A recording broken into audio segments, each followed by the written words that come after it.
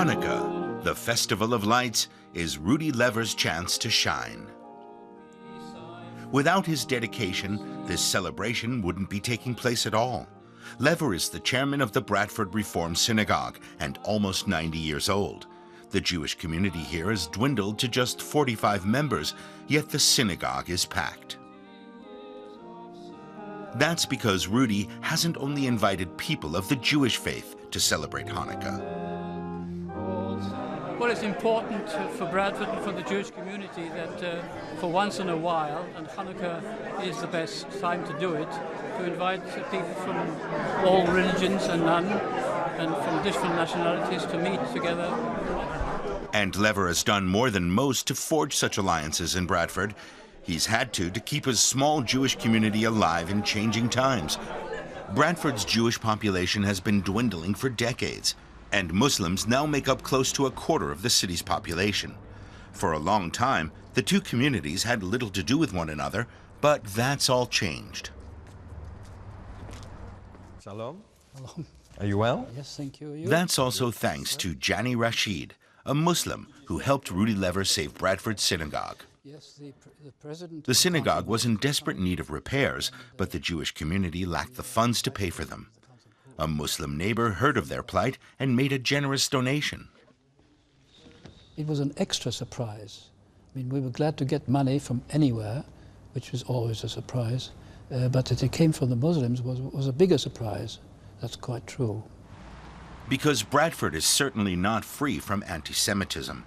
British newspaper The Daily Mail filmed a Jewish person wearing a kippah walking around the streets of various British cities. In Bradford, it took just minutes before he was insulted as Jewish scum. RUDI LEAVOR and Jani Rashid both agree that such hostility is fueled by the conflict in the Middle East. They too have had to make huge leaps of faith.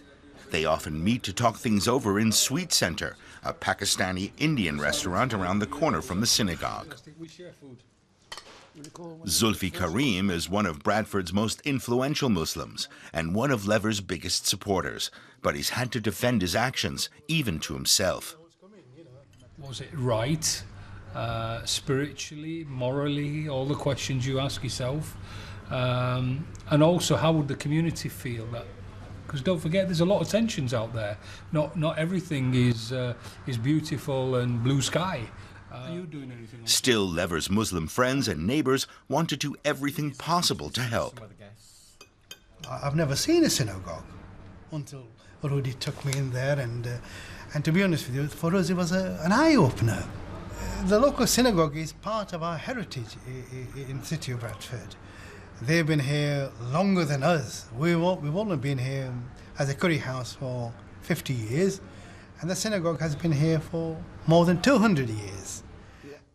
The relationship between RUDI LEAVOR and his Muslim neighbors has grown increasingly close. Still, when the Jewish leader asked Jani Rashid to join the synagogue's council in 2015, he was surprised. Thank you very much. It came at a time that where things were not too good in the Middle East in terms of relationships between the Jewish and the Muslim community.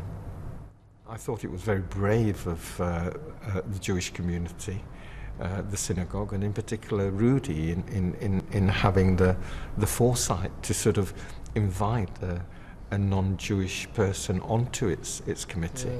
It would be a means of cementing the cooperation and friendship between Jews and Muslims if we co-opted a Muslim onto the council of the synagogue. And RUDI LEAVOR plans to keep on cementing friendships between Bradford's residents, regardless of their religious affiliation.